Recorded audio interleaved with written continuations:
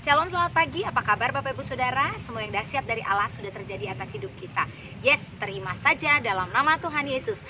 Bapak Ibu Saudara, saya tidak lupa untuk selalu remind dan mengingatkan, jangan lupa konten-konten yang saya buat adalah konten-konten rohani, konten-konten yang membangkitkan iman dan semangat kita setiap hari, yang kami buat ketika pandemik ini mulai terjadi dan kami sebagai hamba-hamba Tuhan tidak bisa kontak fisik langsung dengan para jemaat. Oleh sebab itu Bapak Ibu Saudara, jangan lupa like, comment, and subscribe YouTube yang saya buat. Tuhan Yesus memberkati.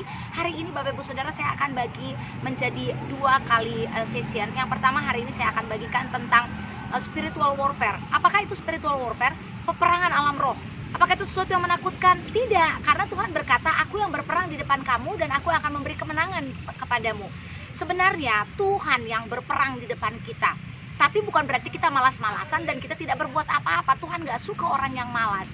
Tuhan suka dengan orang yang berjuang dan konsisten dengan apa yang dia lakukan. Walaupun Tuhan yang berperang di depan kita, tapi saya mau kupas hari ini dalam session pertama tentang spiritual warfare dalam Lukas 11 ayat 24. Apabila roh jahat itu keluar dari manusia, dengar baik, kalau dia keluar dari manusia, dia mengembara. It means dia lari jalan-jalan ke tempat-tempat yang tandus mencari perhentian. Tapi dia nggak menemukannya. Karena roh jahat itu suka dengan tempat-tempat perhentian yang kosong, Bapak Ibu Saudara. Dan ia berkata, aku akan kembali ke rumah yang kutinggalkan itu. Beberapa kali saya melayani session pelepasan orang-orang yang saya layani dalam session pelepasan itu. Ada hampir setengah yang kembali lagi mengalami hal yang sama. Kenapa? Karena roh jahat yang keluar dari orang itu bukan roh jahat yang biasa-biasa, Bapak Ibu Saudara. Roh yang ada padamu itu lebih besar dari apapun yang ada di dalam dunia ini. Tapi jika engkau dan aku tidak menjaga hati kita, tidak menjaga hidup kita, hati kita itu punya ruangan. Dan ketika ruangan itu tidak diisi oleh Roh Kudus, maka ruangan itu akan diisi satu lagi oleh spirit yang lain, yaitu roh jahat.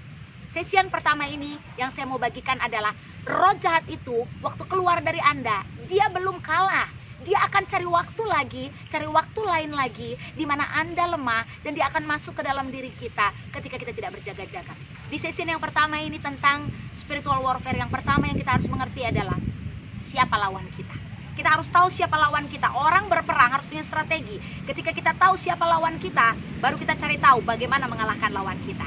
Lawan kita adalah iblis. Dia seperti singa yang mengaum-ngaum, yang sudah ompong, tapi dia bisa terus menakut-nakuti Anda dan saya. Oleh sebab itu, tetaplah berjaga-jaga. Di sesi yang pertama ini, lawan kita adalah iblis yang tetap akan cari waktu untuk kembali lagi kepada Anda. Saksikan sesi yang selanjutnya, kita akan bahas ayat yang ke-25 dan ayat yang ke-26. Tuhan Yesus memberkati, tetap jaga hati Anda. Shalom.